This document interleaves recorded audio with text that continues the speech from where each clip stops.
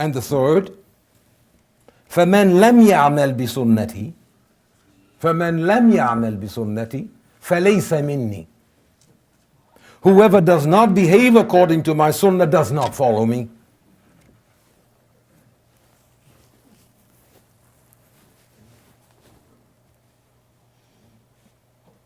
What I'm proposing here is that despite these,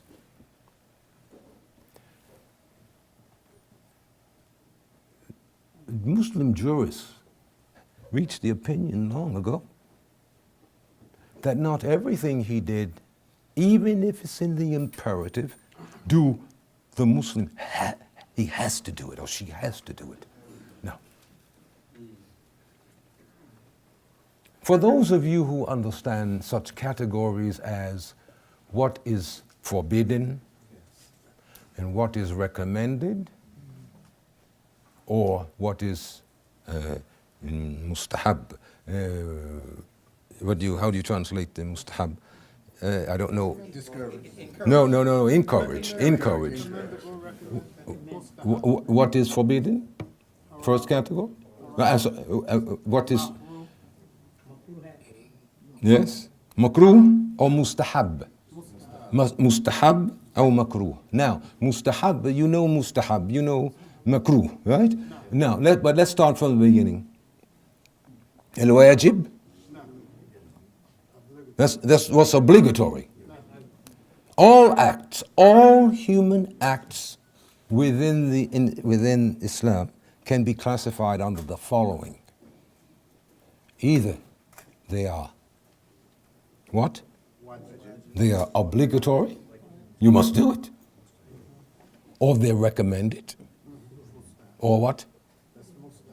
Or? Encouraged. Or?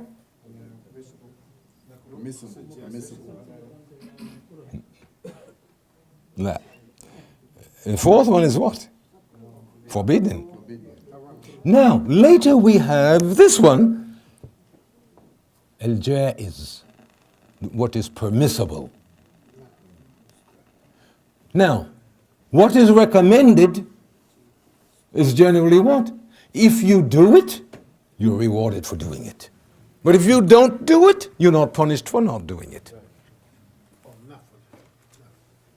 Okay? I hope you understand this, right? You know this.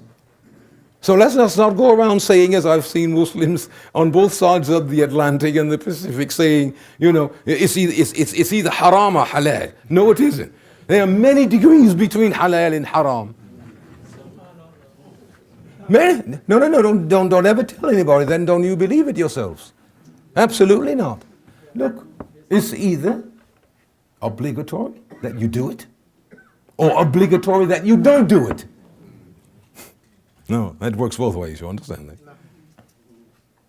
That you either do it or don't do it, both of those, that's obligatory. But then there's that recommended.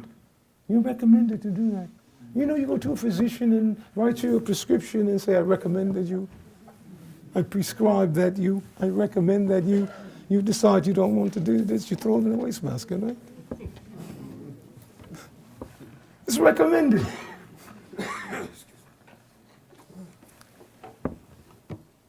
Then there is what is apprehensible.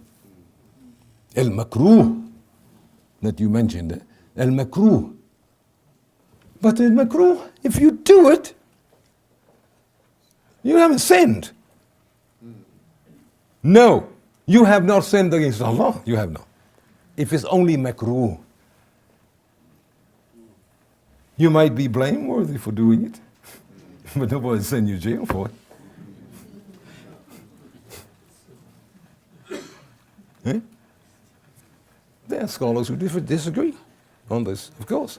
There are those who say فعل المكروه مكروه what? ممنوع. Well, there are others who say no. The makruh, if you do it, you're not athim, you're not a sinner. I mean, it's disliked. It's even ugly. You behaved ugly, in an ugly manner, in a reprehensible manner. But that doesn't mean now that you have really broken the cardinal rule. Absolutely not. Now, then there is what is really forbidden. Now, Islam has always prized itself on being simple. You know the verse in the Quran, in Allah yuridu lakum, right? Allah wants for you ease and not hardship. Right? Okay. Very easily and very simply. That is being used by many scholars to say that, listen, what is reprehensible is not necessarily a sin. No. It's reprehensible, it's makruh. I can do it. And I won't be punished for it. But I receive no reward for it either. But if I do the recommended, I receive a reward for it. But not to do the recommended, I'm not punished for it. Okay. I'm finished. Whoever does not behave according to my sunnah does not follow me. I could elaborate a bit, and I will I'll mention one thing. I want those of you who know Arabic I want you to pay attention to this right here. فَلَيْسَ مِنِّي. Literally that means they are not of me. No, I wouldn't go so far as you suggesting, brother, to say no. There are several hadiths in which the Prophet ﷺ used the term, whoever says this, or whoever does this, or who would do this, فَلَيْسَ مِنِّي. فَلَيْسَ مِنِّي. You don't follow me, you're not one of us. فَلَيْسَ مِنِّي. You're not one of it. No. What does that mean exactly? Does that mean, as in Catholicism, that you do this and you're excommunicated? Does that mean that you are now outside of the community? No, not necessarily. What scholars have said this means is that this means that you have, فَلَيْسَ مِنِّي means that you have now contravened something that I consider that should have been done, or that should not have been done. And if you do that, you're not following what I've been saying, or what I've suggested to you to do, or ordered you to do, or suggested to you that this is the best way. فَلَيْسَ مِنِّي. There was a time when I thought that I wanted to gather all of the attributed hadiths to the Prophet, which uses فَلَيْسَ مِنِّي or لَيْسَ مِنِّي, and to write an academic article on the use of this term, how it has been used, and what it meant to those who heard it. Not to what you in the 21st century think what did they think? And did those to whom he said, whom he upbraided, and said whoever does that, whoever did something, and the person he's talking to know exactly that he did it. And the Prophet knew he did it. And the Prophet says, almost as if he's talking in the third person, whoever does that is not one of mine, or is not following me. Did this person stay in the community? That's a good question, isn't it? That's a good research topic, a good research project. Gather all of those hadiths in which he said, فَلَيْسَ مِنِّي, and now look at it as what I am. I'm a social historian. My colleague there is an anthropologist. Look at those. What do we do? What do we see here? What was the upshot of this? To say, you're not one of us. You're not following me. Does that mean you're out? You متشرد. What do you call it when you throw somebody out of your abandon? Exiled. You're exiled or whatever. Get out of this community. You know what that meant? Get out of Mecca. You mean get out of the whole city, Prophet? Get out of the whole city? Not at all. Not at all. It was a way of upbraiding somebody. You know how we heard our parents say some hard things about it to us sometimes, right? I'll kill you, boy, if you do that again.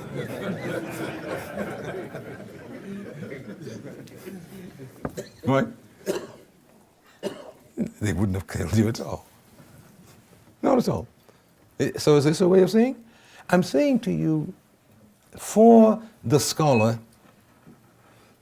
who knows this language very well, and who knows the circumstances in which this was said, has a lot to, he's more in a position to analyze what really was the meaning of, and what happened to the people who were, the Prophet said to them, you did this, فَلَيْسَ مِنِّي أَنْتَ لَيْسَ مِنِّي أو مَنْ يَعْمَلْ فَمَنْ لَمْ يَعْمَلْ بِسُنَّتِي فَلَيْسَ مِنِّي فَمَنْ لَمْ يَعْمَلْ بِسُنَّتِي فَلَيْسَ مِنِّي.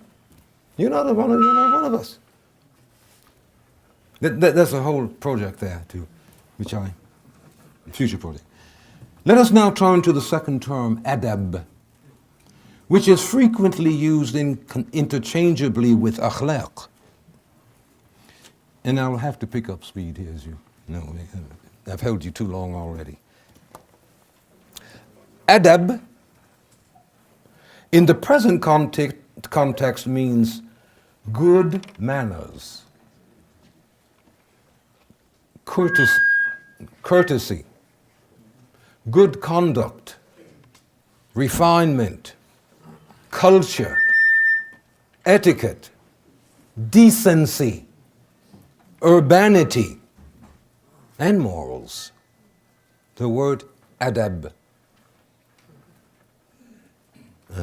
في واحد تاني جاي. In pre-Islamic Arabia, adab often meant sunnah, that is, custom. Although the term adab is not in the Quran,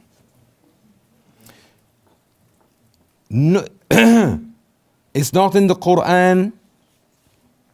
The word sunnah, however, in its plural form, sunan, are to be found. In other words, sunnah and sunan are to be found in the Quran, but adab is not. Although the term adab is not in the Quran, sunnah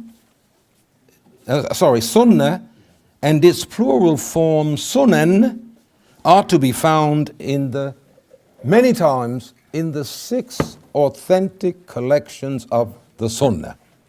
I'm saying Sahih al-Bukhari, you know these, Sahih al-Bukhari, Sahih Muslim, etc. Sunan Ibn Majah, Sunan Abi Dawud, al-Darimi, Ibn Dawud. You know them. Okay, now, I'm saying, and I'm trying to pick up some speed here. Adab is used by the Prophet, but adab is not used by Allah subhanahu wa ta'ala. Right? Now, the word adab is found at least 5 times in the 6 collections of the Sunnah considered authentic by Sunni Muslims. Two examples of adab in hadiths attributed to the Prophet will suffice. The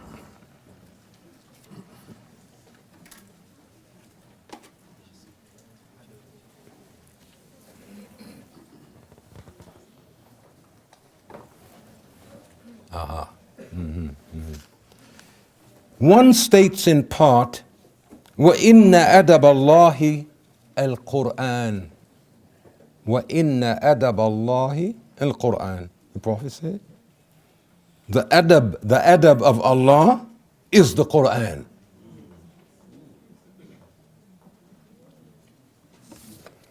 The other reads,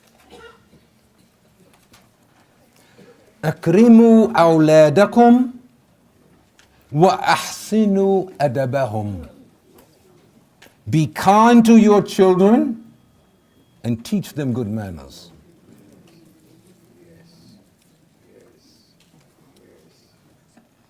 Historically, the term adab was understood from the 9th century onwards as meaning urbane, refined, and cultured, which included not only personal good conduct but also learning in one or more of the fields of knowledge. The term adab and its plural form adab was used by innumerable ulama or Islamic scholars as well as Muslim scholars of non-religious sciences. May Allah the Most High be merciful to all of them. As is well known, many ulama were also scholars of non-religious sciences, especially in fields we now call the arts and humanities.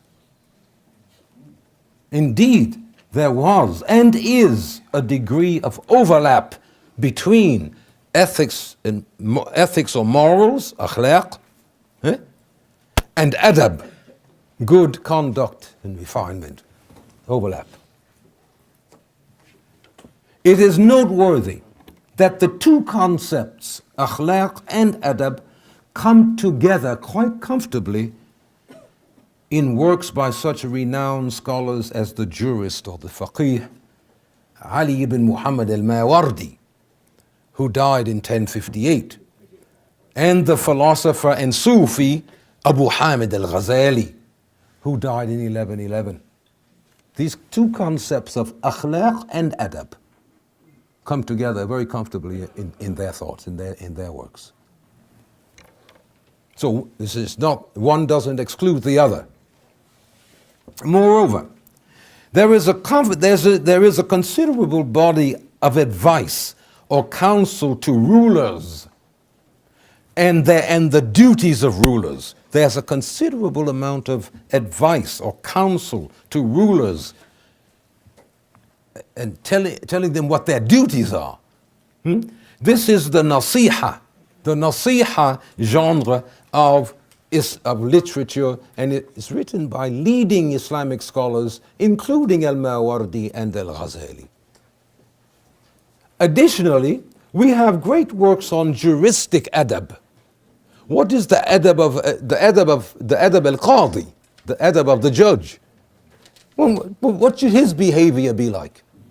What should the judge's behavior be like? And not only what are the qualifications for being a judge, the academic qualifications, but what are the personal qualifications of a judge? What is the personal qualifications necessary for a person to be an imam? I mean leader of prayer. That's all I mean by imam here.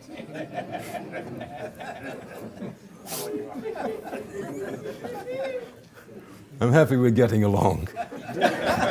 Very happy. Thank you very much. I really appreciate that. I'm really happy that we're getting along here. Because I may still say some things you don't like, you wouldn't like to hear, or you have object to. Still wait to, it's coming. Additionally, we have great works on juristic adab, such as that of Ahmad ibn Umar al-Khassaf. Ahmad ibn Umar al-Khassaf, who died about 874. There are numerous books and parts of books containing advice to political leaders, to government functionaries and bureaucrats, parents, and the generality of Muslims, written by scholars who lived from the early period of Muslim history down to our time. There's a large advice to everybody. So, Secretary of State, that's a government functionary. That's a government bureaucrat. What should your adab be?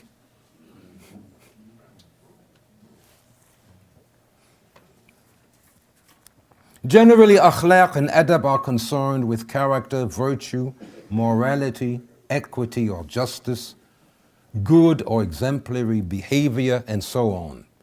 Ethics or practical ethics is concerned with doing the right thing in any situation, indeed in any type of human activity. That's what ethics or practical ethics is. That's what it's about. Prophet Muhammad is ascribed sayings favorably comparing good morals or innate qualities, khuluq, comparing good qualities, good morals, and innate qualities, compares that to iman, faith.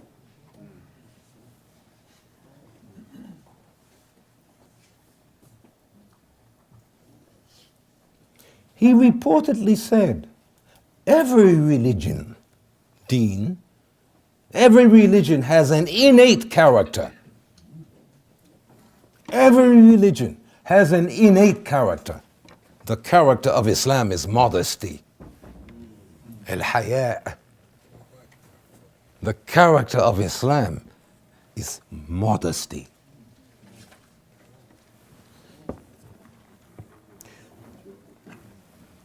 I move now to raise some questions and to answer some questions. Yeah? How and to what extent has Islamic ethics become popular ethics in majority Muslim countries and among Muslim minorities elsewhere? People in correctional facilities in this country, I mean, I know one, I was invited to one prison, to a meeting in a prison, and one of the things that was discussed there, and this is a prison, this is about 10 years ago, maybe a bit more, where the prison authorities were interested in, because the Muslim prisoners were saying that they need this and they need that, and they cannot do this, and I will not submit to a woman searching me and putting her hands on my, etc., not to mention strip search. So, and they say this is against my religion. And some prisoners not being given, as they thought, the Muslim prisoners, as they thought, not given proper space to perform salat or prayer. Some were complaining about the food and saying that Islam says this and etc. So I was just one of the persons brought into a number of prisons in this country, and to explain to the authorities and answer their questions as to, is this really against Islam for them to do this or whatever. But you see, I'm talking about what I call a minority Muslim community like this one in the United States. Most people in the United States, over 300 million people in the United States, are not Muslims. Hard to hear you. Most of the people in the United States are not Muslims. Right? So we in this country are numerically, we are a minority Muslim community here. Now, there are majority Muslim countries like Pakistan, like Indonesia. One of the first things that my students learned was what? The largest Muslim country in the world, the largest Muslim population is where? Indonesia. She knows. The Canon lady knows. That's right, exactly. It's Indonesia. It's not Saudi Arabia. It's not Pakistan. It's not Egypt. It's Indonesia. That's the largest Muslim population in the world. Now, I'm saying even they've had problems similar to the one I just mentioned here in the United States. The same thing. It doesn't. Okay. Let me repeat my question, because I'm sort of moving on to end. But in the process of ending, I raise certain questions and comment on the questions. How and to what extent has Islamic ethics become popular ethics in majority Muslim countries and among Muslim minorities elsewhere? So the Prophet said this, and he said that, and the Quran says this, and it says that. But that ordinary Pakistani is walking the streets, he'll go out and working 8 hours a day and doesn't, how much has Islamic ethics from the Quran and the Sunnah has affected that person?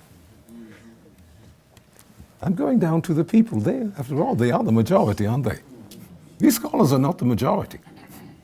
Scholars are not the majority. The people are. The non-scholars, they are. How far in Muslim countries do we find Islamic ethics practiced?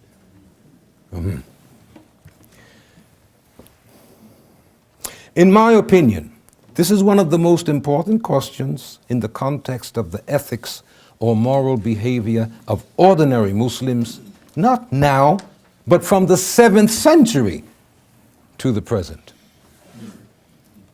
The question relates to the larger issue of conversion or reversion to Islam, if you like, and to cultures of Muslims.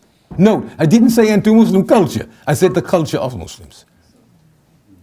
Perhaps I should repeat that one. My question, which I'm sure I've repeated it twice, that question relates to a larger issue of conversion, the larger issue of conversion or reversion to Islam, if you like, and to the cultures of Muslims.